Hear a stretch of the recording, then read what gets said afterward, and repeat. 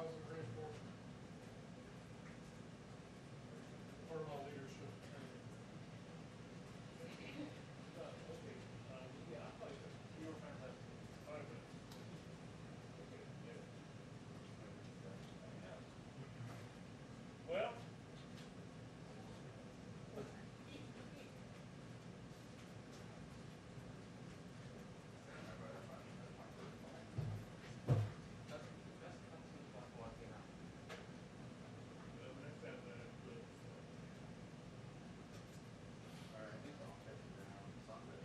I didn't get a chance to get through on that. Wanted for it to any. Well, ordered one from John. I don't know if they have some pictures back. So But if you, whatever you're. okay. When I pulled Yeah. I don't have to. You on that? Look, I wrote it down because I think I've got yours. Right. Oh.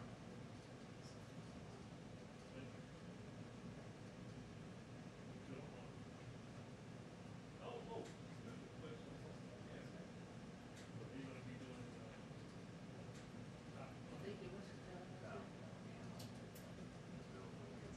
You said 5-ish minutes.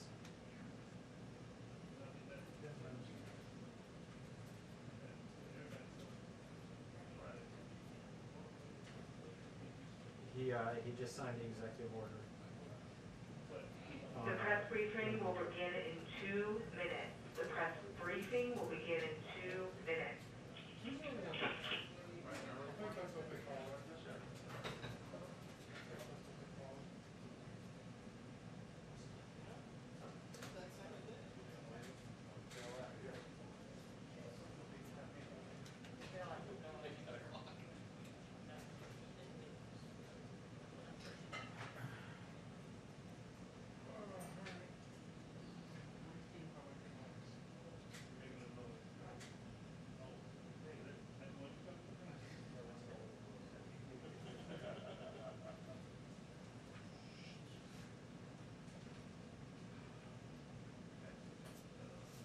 Sure, it was.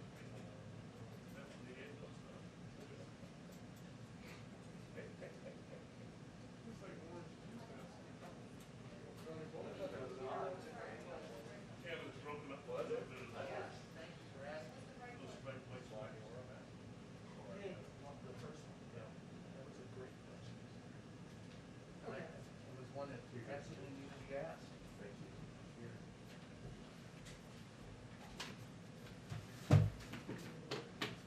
Should we, the briefing is just one, sorry. Should we do it back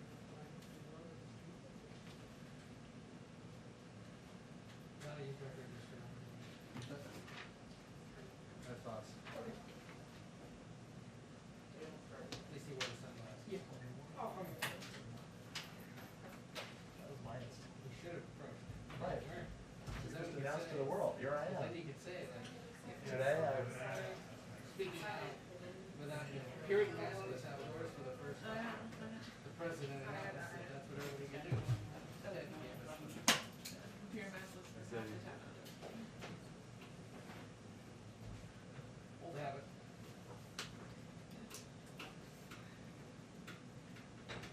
Remember there were days on the trail where he would wear it and he would be like in the back. Yeah. Because you can. Just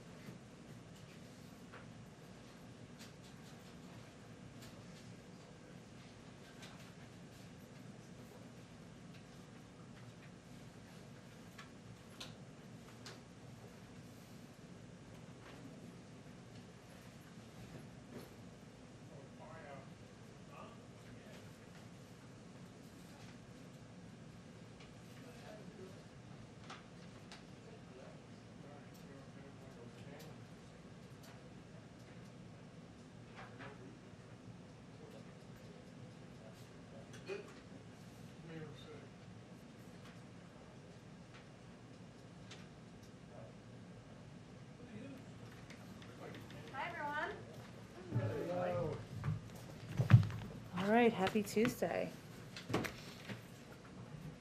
Okay, couple of items for you at the top. Today, President Biden is issuing an executive order requiring federal contractors to pay a $15 minimum wage to hundreds of thousands of their employees. These workers are critical to the functioning of federal government, from cleaning professionals and maintenance workers to nursing assistants who care for the nation's veterans to cafeteria and other food service workers who ensure we all have healthy and nutritious food to eat, to laborers who build and repair federal infrastructure. The executive order will increase the hourly minimum wage for federal contractors to $15 in new and renewed contracts and contract options starting in January 2022. This increase must be implemented by March 30th, 2022. Continue to index the minimum wage to an inflation measure so it keeps up the cost of living. With the cost of living, eliminate the tipped minimum wage for federal contractors by 2024. Ensure a $15 minimum wage for federal contractors with disabilities, and restore minimum wage protections to outfitters and guides operating on federal lands. Also, as you may remember, and I think this announcement just went out, but President Biden signed a Made in America executive order directing federal agencies to ensure taxpayer dollars supporting American manufacturing. We've been, of course, hard at work delivering on that commitment, and today the President announced the appointment of Celeste Drake as the nation's first Made in America director, which I think is a great title. As Made in America director within the Office of Management and Budget, she will make sure agencies follow the President's ambitious Buy American commitment and will help continue the work to carry out his bold Made in America agenda. Also today, two more items here. Thanks to the American Rescue Plan, the Department of Health and Human Services is announcing the availability of $1 billion for the construction and renovation of community health centers. The funding builds on President Biden's commitment to ensuring equity and access to COVID-19 response efforts and high-quality primary health care services. Community health centers are a critical pipeline, as we've talked about a bit in here before, for our COVID-19 vaccination efforts, and all over the nation's nearly 1,400 Health Resources and Services Administration funded health centers will be eligible for these funds. Finally, following the President's address to the joint session of Congress, we are launching the Getting America Back on Track tour to highlight the successes of the first 100 days in addressing the crises facing our country, vaccinating America to beat the pandemic, more than 200 million Americans to be exact, delivering much needed financial help to American families, making transformative investments to rescue and rebuild our economy, and fundamentally showing the government can deliver for people. We'll also use the tour to take the case directly to the American people about the vital need for action on the jobs plan and the families plan, which the President will be laying out in detail tomorrow evening, so we can make badly needed investments in the financial security of middle-class families, as well as in jobs, growth, and competitiveness. After the joint session, the President, Vice President, First Lady, Second Gentleman, and Cabinet members will fan out across the country. On Thursday, as you know, the President and First Lady will travel to Georgia, and the Vice President will go to Baltimore.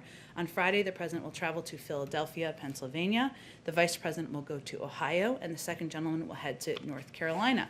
They will be traveling, of course, next week as well, and we will announce additional stops then. Hello, Josh. Go ahead. Kick us off. Thanks much, Jen. The Census recently came out and reallocated congressional seats.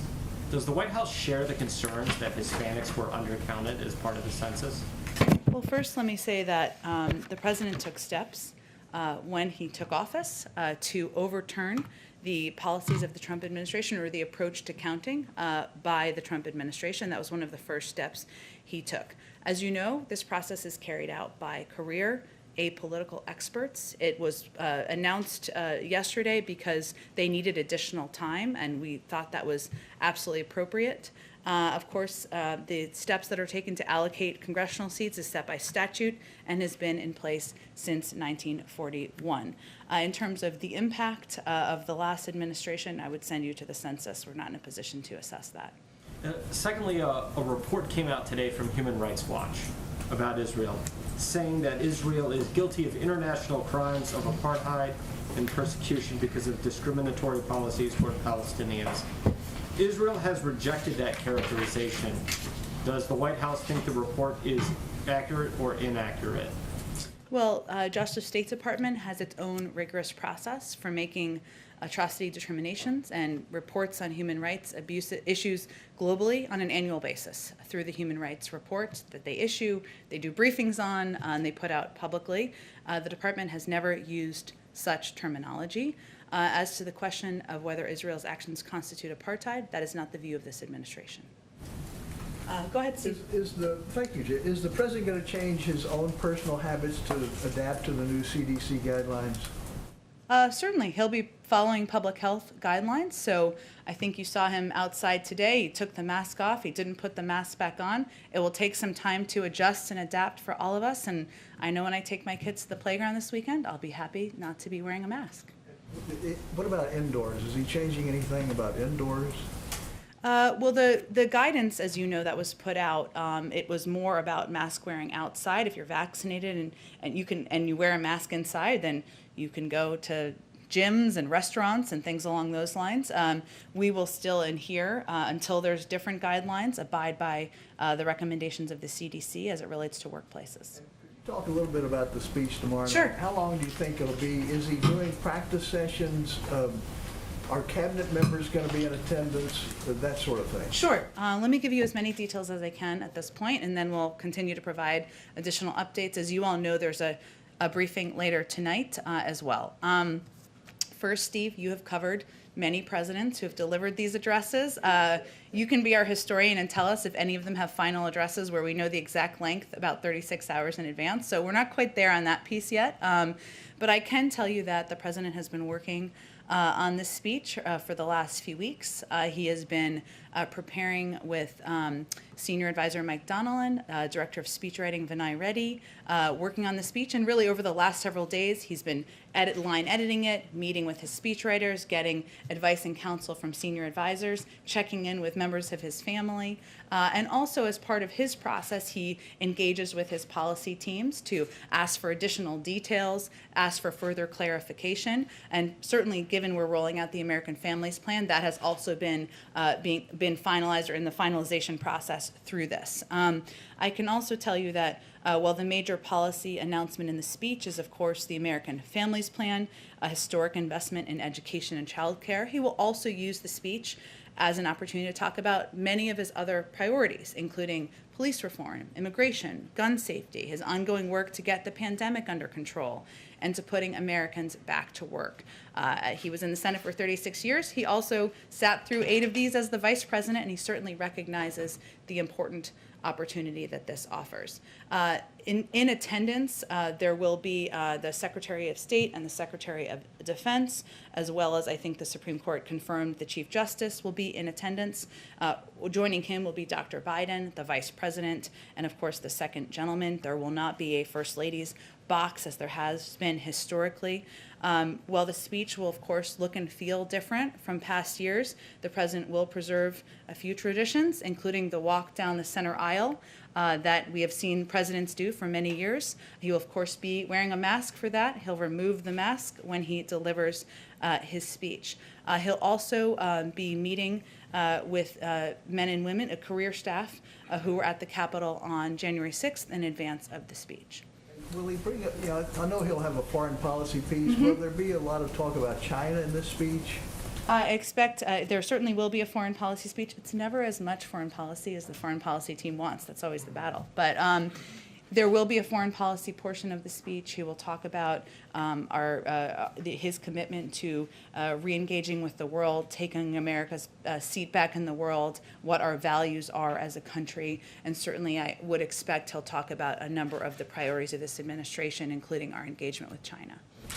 Go ahead, Peter. Just for clarity, since the whole cabinet isn't going to be there, in the past there would be a designated survivor, as they say. Is there a designated survivor on a night like tomorrow night, and who would that be? There does not need to be a designated survivor because the cabinet will be watching from their offices or home, but they will not be joining him for the speech. The highest ranking person who's not present there, I guess we'll sort that out for ourselves thereafter. Let me ask you about the president's remarks earlier. Obviously, this White House, this administration has spent so much time trying to get Americans to wear masks. Right now, with only roughly a third of the American population fully vaccinated, are there concerns that this could cause in some form a resurgence or that this relies on the honor system and thereby could cause any uptick in COVID.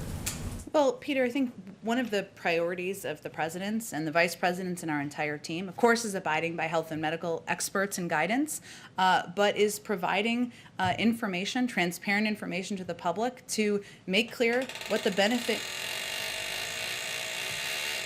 Have no fear, the ceiling is not falling that I'm aware of. Okay. Okay. I trust you. Hopefully, it's an old building. Maybe Lincoln's ghost. That's quite something. Maybe it is. One of the president's priorities is ensuring people understand who are vaccinated out there, who are contemplating whether they should get vaccinated, what the benefits are. And while we will, of course, always abide by the health and medical advice of our experts, the CDC guidelines on this is a step forward because people can go out and they can take their kids to the park and not wear masks if it's not crowded. You can go for a run. That's what they're telling you, and that's safe if you're vaccinated and not wear a mask. And this is important for people to hear as well. So we're at the stage now where we have enough supply. We want to convey to people what the benefits are, and these are some of the benefits. Help me understand on the July 4th deadline that the president hit, or goal that the president set in his inaugural primetime address from here at the White House. He said, if we do this together by July 4th, there's a good chance that you, your friends, and family can get together in your backyard or in your neighborhood and have a cookout or a barbecue and celebrate Independence Day. Didn't we sort of erase that deadline in some ways and say right now, for those vaccinated, that day is here? Well, I think it's clear that, as it has been clear for some time, the guidelines from the CDC several weeks ago was also if your neighbors are vaccinated, you can be inside and have dinner with them. What he's trying to convey to the public is when the vaccine is available, when he made that announcement, when the vaccine is broadly available, which it now is to the public as of April 19th, encourage your friends to get vaccinated. Encourage your neighbors to get vaccinated. We know that that's one of the most impactful ways to get people to pharmacies, to their doctor's office to do that, so we can have a barbecue on July 4th. So yes, there are some communities, some people whose neighbors are vaccinated. They can all gather if there's a, April 30th barbecue. But July 4th is here for some, but not for all is the point. Well, the incentive is to get vaccinated so that you can enjoy the benefits of being vaccinated.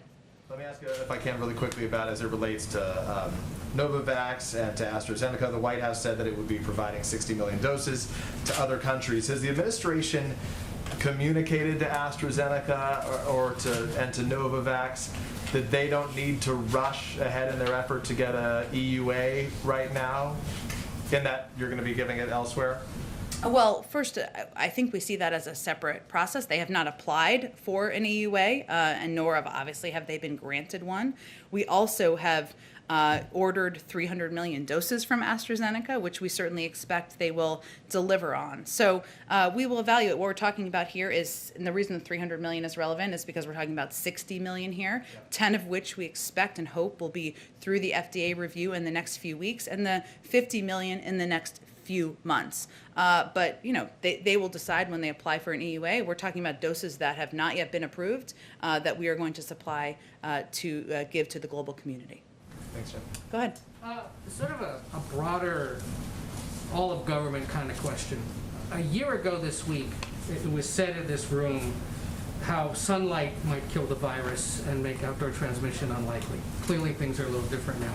But why have Americans had to wait this long for today's guidance when to many it was quite obvious that this is what the next step was? Well, Ed, I think we want Americans to be confident in the information they're receiving from the federal government. It's been important to us to lead with health and medical experts, to provide them the time they need to make these evaluations, so that when the CDC comes out with guidance, the American people know they can trust it. And we are working to clean up from a great deal of misinformation, inaccurate information that was put out by the last administration, some of it politically tinged, and it's therefore we've been really leading into the timeline of the health and medical team and experts. And if there's anyone out there who questions whether this decision coming right before the big speech and right before the 100 days, you guys would say? I can assure you that the CDC makes decisions and does evaluations on their own timeline. A few other COVID things. Can you confirm whether the administration still plans to buy 100 million more doses of Johnson & Johnson's vaccine?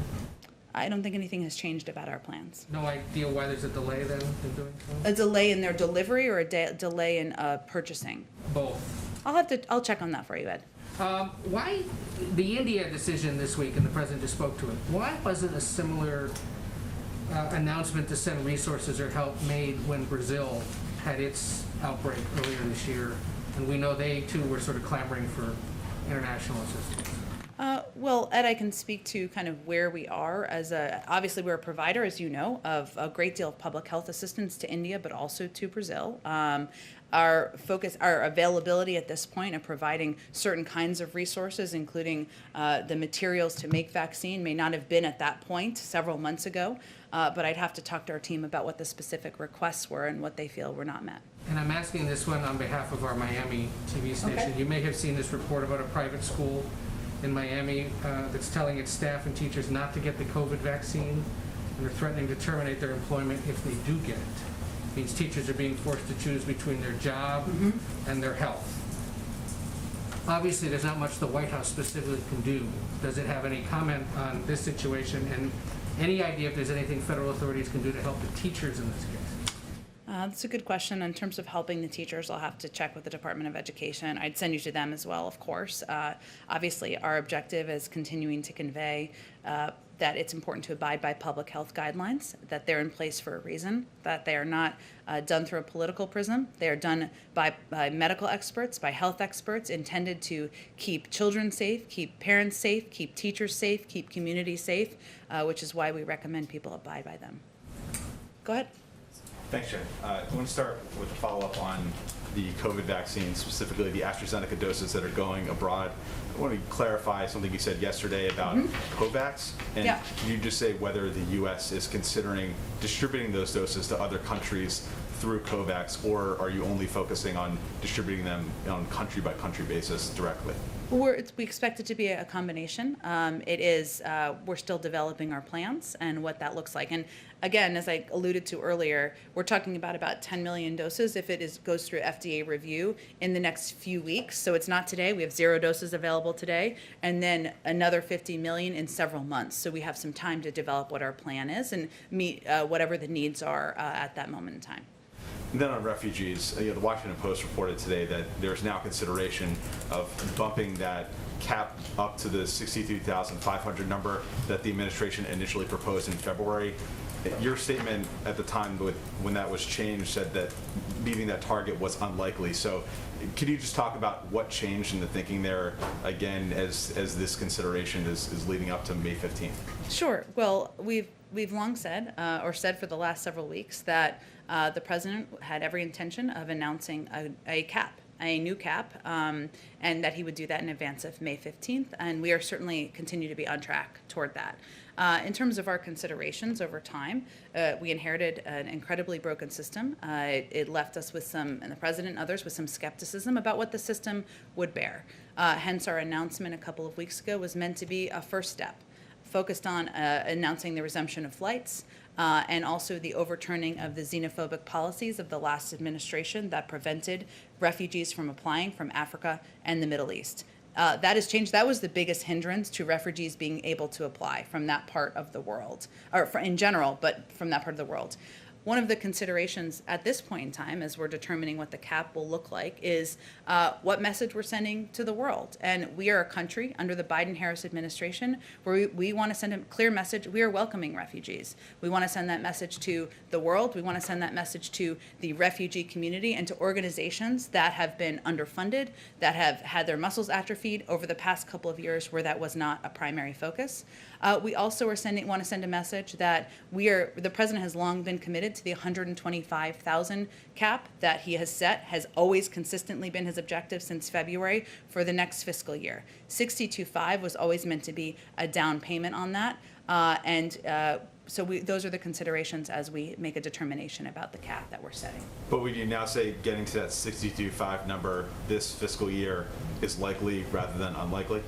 I would say that whatever the cap is, if the cap is close to that or at that, it will continue to be challenging. But there are considerations, including the message we're sending to the world, and also the need to get the muscles working in the system, in the federal government, but also with all of the important partners out there in the United States and around the world that play an important role in refugees traveling to the United States. I'll help enable them to raise money, help enable them to hire staff, and get their systems ready so we can meet that 125 cap next year. Go ahead. On India and the explosion of COVID cases there, the UK and Canada have already instituted a travel ban in regards to India. Why isn't the US doing the same?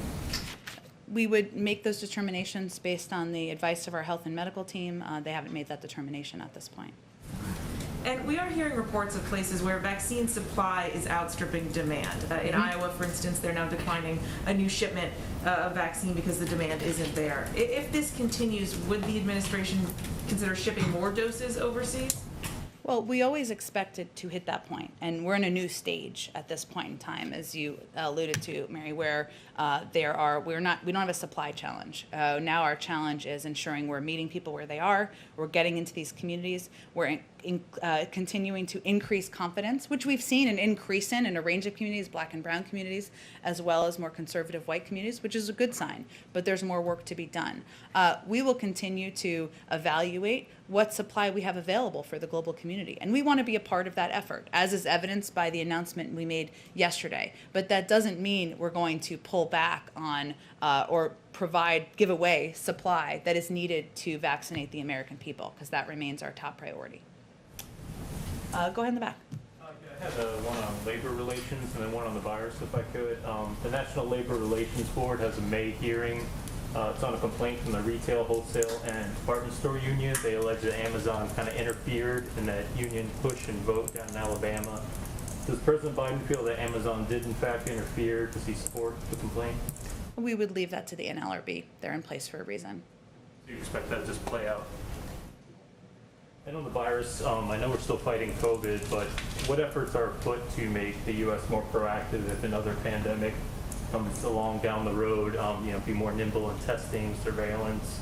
I know he proposed that DARPA-like agency, the health agency. ARPA-H? Yeah, would infectious diseases be part of that? Is he going to address this at the speech, just looking down the road at what might come? ARPA-H is an issue and an endeavor that is close to the president's heart. He's talked about it quite a bit. It could be a part of the speech, but we're still finalizing what that looks like. I will say that one of the president's objectives and the objective of our national security team is to do exactly what you said, is to prepare for any future pandemics, to make sure we are more closely working with our national partners, international partners around the world, that we are fully staffing agencies and positions that were removed during the prior administration, that we are investing in research and development, and that we are leading with health and science. So while we are fighting this pandemic, we are also focused on investing in areas to prevent next pandemic, including personnel, research, and any needs to do exactly that. Go ahead. Hey, so just a question.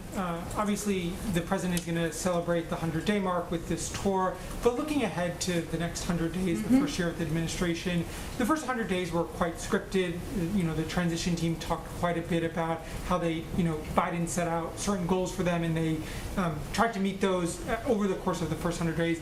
What does the next 100 days look like? Can you give us some sort of preview of what new priorities or benchmarks you're going to set and how that planning process is underway? Well, first, we certainly believe we're still going to be at war with the virus, and there's more work to be done to get the virus under control, to meet people where they are, to get people vaccinated who may not be confident in the efficacy at this point in time. That will continue to be a priority. We are continuing to implement the American Jobs Plan we're continuing to implement the American Rescue Plan. I got a little ahead of myself there. We will be working with Congress closely, in a bipartisan way, is certainly our intention, to get the American Jobs Plan passed, to get the American Families Plan passed. The president would like to see progress by Memorial Day and would like to sign it into law this summer. So those will certainly be big priorities of our next 100 days. He also believes that Police reform, getting the George Floyd Justice and Policing Act passed, is long overdue, and he would certainly like to see that move forward in Congress. And last week we just held I'm not done yet. Last week we just held an international climate summit. There was a lot of do-outs and a lot of work to be done from that, and I expect we'll continue to charge forward on addressing the climate crisis. And just, should we expect more benchmarks? Obviously, you set the 200 million in 100 days, majority of schools reopen in 100 days. Is that sort of a pace that we'll see, so those sort of benchmarks set again for the next 100 days? Do you have any? I expect we're going to continue to set marking points in a transparent way so that we can evaluate ourselves and the American people can evaluate our progress. And just one more on the travel. I know you said more travel to come, but one of the things about the president's travel so far has mostly been to states that he won. As I covered his campaign and he talked quite a bit, there aren't blue states, there aren't red states. Should we expect the president to travel to states, more states that he did not win in the presidential election, or not traditional battleground states? Yes. Stay tuned. Any updates on what those might be? I'm not going to tell you before we tell governors. So soon. Go ahead. Thank you. In addition to messaging the benefits of the vaccine, launching the community core, what other strategies is the administration considering to reach out to the vaccine hesitant, the remaining 50%? Well, I would say first, we've seen a great deal of improvement along these lines. When the president took office, it was, only about 40% of the public wanted to get and take the vaccine. That has increased dramatically since that point in time. We've seen increases in confidence among Black and brown communities. We've also seen increases in confidence among white conservative communities, which I reference those because those are some of the communities where there has been the higher level of hesitation. But what our focus is on is following the data.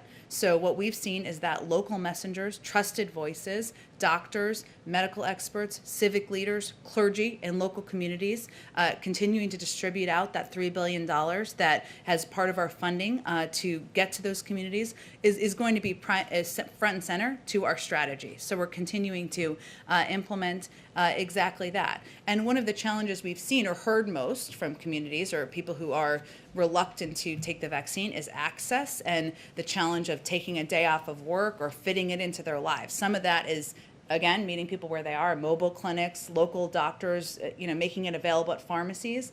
But some of it is also the paid leave announcement we made just last week for businesses of under 500 that people can get time off and have that covered through paid leave in order to go get a vaccine shot. So there are a number of strategies we're implementing. We're seeing progress, we're seeing them work, and we know it will continue to be harder as we vaccinate more and more people. Is the administration tracking unused doses in each state, and what's being done to make sure in individual jurisdictions doses are not going wasted?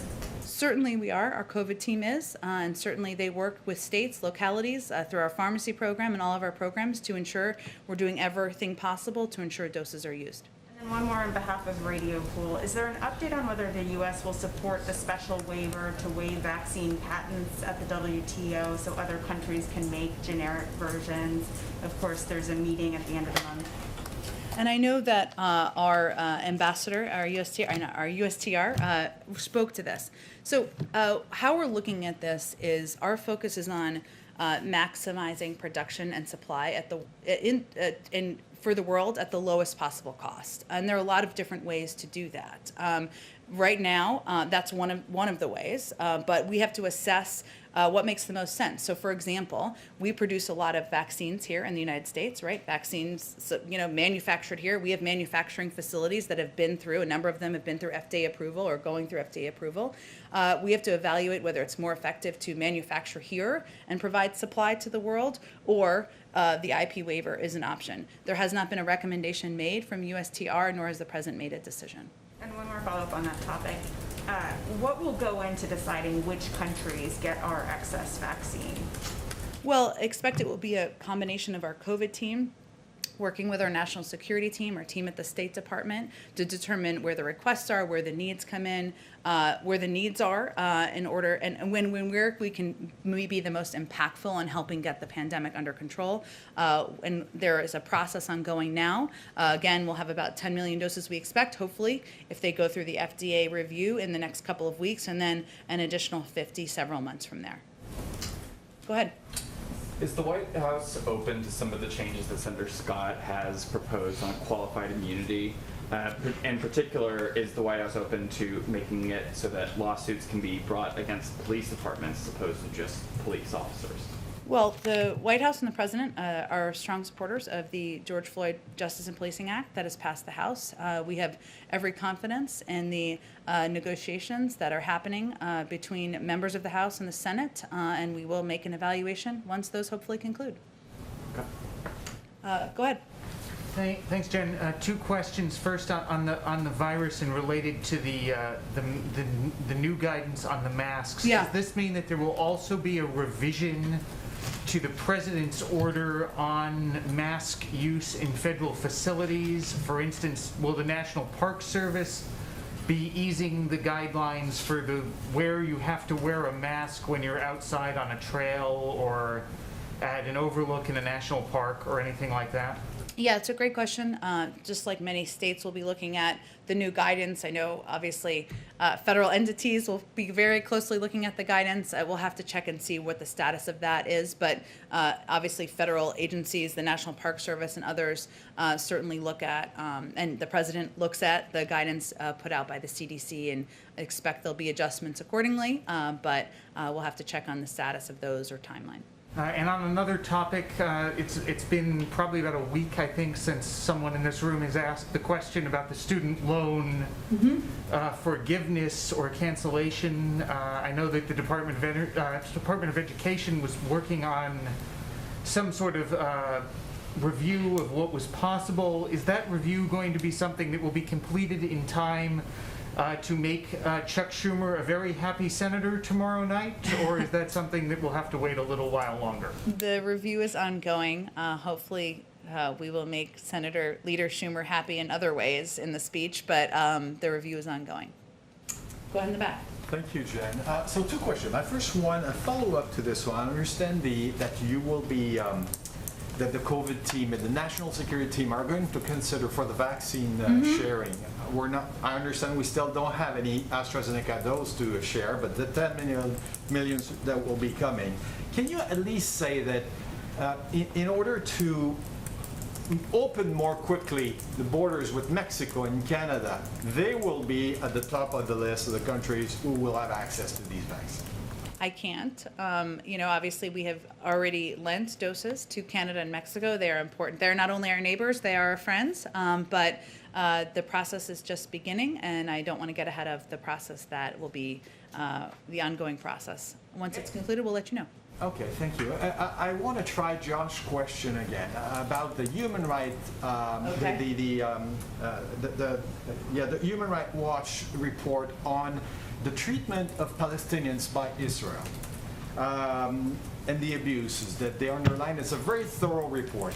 You said, and the fact that the U.S. has turned a blind eye to what's happening over there. That's what they say. That's what they say. You said that in the president's speech tomorrow, there's going to be a foreign policy section, and he's going to talk about what are our values. Do you consider that the treatment of Palestinians by Israel correspond to the American values? Well, I would say that the United States is committed to promoting respect for human rights in Israel and the West Bank and the Gaza Strip. And we have an enduring partner. We also have an enduring partnership with Israel and discuss a wide range of issues with the Israeli government, including those related to human rights. So I was really conveying or responding specifically to Josh's question, but it's important to reiterate that. So appreciate you giving me the opportunity to do that. Go ahead. Good afternoon. Just a few questions for you.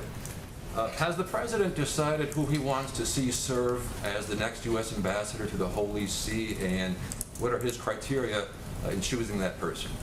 I don't have any personnel announcements to make. I know that's, of course, an important one, but we've announced just a couple of ambassadors, and hopefully we'll have more in the coming months. We will have more in the coming months. If I may follow up, would he pick someone pro-life? Would he pick someone pro-life? I don't have any more details on who the president may or may not pick for that important role. Okay, next question. As you well know, the administration just lifted the ban on researchers using fetal tissue from elective abortions, and the U.S. Conference of Catholic Bishops, the leaders of the president's own faith, said in reaction, "It is deeply offensive, quote, to millions of Americans for our tax dollars to be used for research that collaborates with an industry built on the taking of innocent lives. How does the White House respond to that criticism? Look, I think the White House respectfully disagrees, and we believe that it's important to invest in science and look for opportunities to cure diseases, and I think that's what this is hopeful to do. Go ahead. Oh, good. Third question, thank you. I don't get in here too often because of the COVID restrictions. Sure. So thank you very much. Okay. You may be aware of this. The LGBTQ community is suing the U.S. Department of Education, saying they say the religious exemption rule under Title IX is unconstitutional. I don't know if you're familiar with that case, but what is the administration's response to that? In other words, will you stand behind that religious exemption? I'll have to check with our legal team. In generally speaking, we support LGBTQ rights and believe that, especially for children, and children should be able to play sports, including children and members of the LGBTQ community, of course. That religious exemption the White House stands behind? I don't have anything more on it. I'll check with our team. Go ahead. Thanks, Jen. I wanted to follow up first on qualified immunity. Is the president committed to signing policing legislation if that bipartisan working group that includes Karen Bass and Tim Scott are able to come to an agreement and get something passed in Congress? Is he committed to signing that? Well, he has every trust and confidence in Karen Bass and appreciates the work of Senator Booker, Senator Scott as well. He, again, is a supporter of the George Floyd Justice and Policing Act that has passed the House, and we're not going to negotiate from here. We'll see what comes through their negotiations. And as far as his speech tomorrow to the joint session of Congress is concerned, I heard you earlier talk about some of the folks who had been involved in helping him write that. Mm-hmm. Did the vice president help him write that in any way, review any parts of that? How was she involved in the speech tomorrow? Sure, the vice president always has a role in advising the president, of course, on policy, on how he's communicating to the American people on a range of issues that are huge priorities to this administration. And certainly she will have a touch in the speech that the president delivers tomorrow night. I didn't include her only because I was including kind of staff in the speech writing team. Final question also on the vice president. The president today talked about vaccine skepticism or hesitancy in his speech. Mm-hmm. The vice president, that was supposed to be part of her portfolio, and she's done events on that in the past. Has he asked her to do anything specific to help with this problem, vaccine skepticism, especially now that all Americans are eligible for the vaccine? He's asked her to play a leading role, both as a person who is very prominent in the country, and also somebody who has experience on the policy front, determining what the right steps are, engaging with the COVID team, ensuring that we are taking the right steps forward. We have a plan that's being implemented across the country right now, a very robust, okay, maybe it's former President Lincoln's ghost. I'm going to go with that. Robust plan that's being implemented, $3 billion focused on getting out to communities.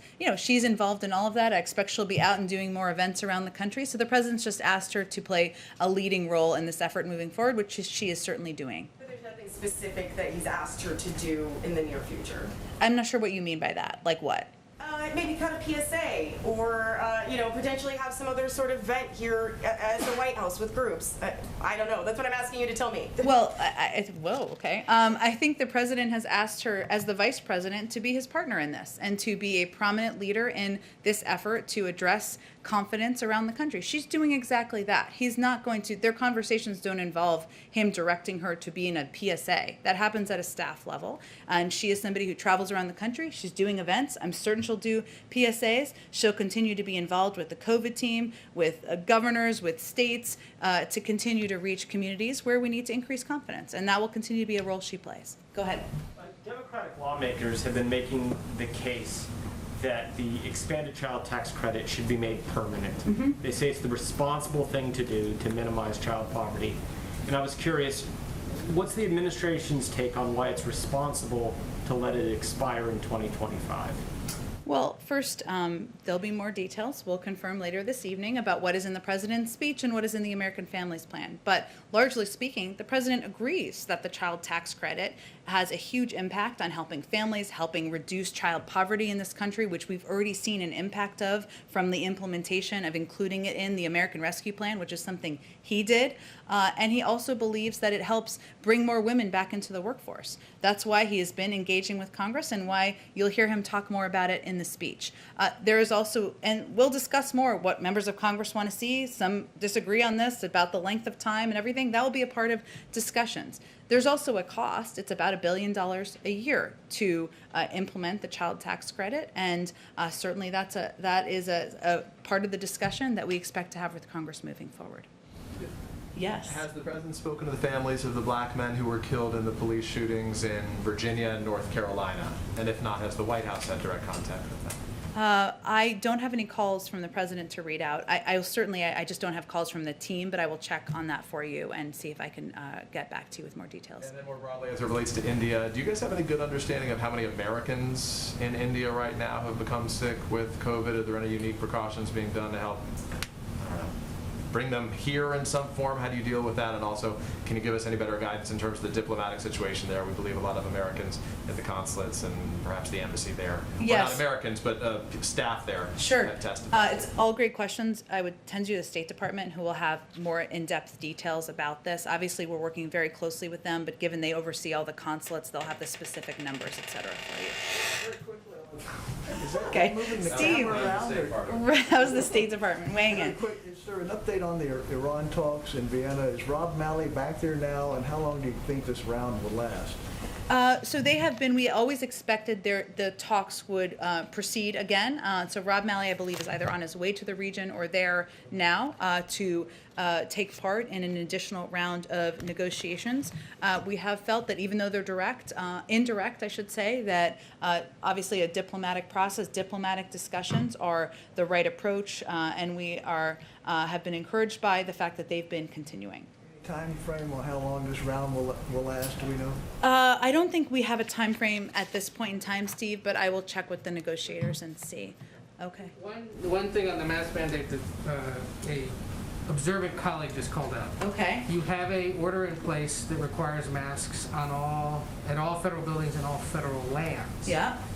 Is that being tweaked at all given today's guidance on outdoor masks? So this was a great question. Your colleague in the back, I think, asked a version of.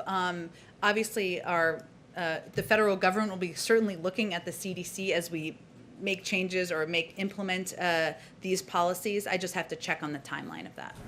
Yeah. Go ahead. While we've been in this briefing, the White House, someone else in this building put out a list of nominees, including Ed Gonzalez, the sheriff in Harris County, Texas, to be the head of Immigration and Customs Enforcement. Do you have anything to say about that selection or about where that should be on the priority list for the Senate's consideration? Well, certainly we encourage the Senate to not only consider but confirm qualified nominees. We certainly consider him one of them, but the president looks forward to having someone in place in this position, and it certainly indicates a priority that we've put it out today. Okay. Yes, go ahead. Anything more you can say the president teased to more information next week in terms of getting the country closer to normal by July 4th? What should we expect in terms of additional updates or guidance? Well, we rely on the timeline and the guidance of our health and medical experts. So I'm not sure they will give you too much guidelines or too much ahead of time, but the CDC, we would wait for the CDC to provide any additional guidelines, and we'll continue to provide updates from here, from the president as appropriate, as we get new advice from our health and medical teams. Okay. Thank you, everyone.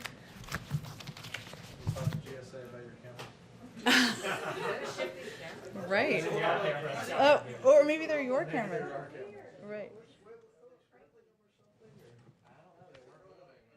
It was a little like a ghost, though. It wasn't like it was gonna fall. It's a little like, spooky.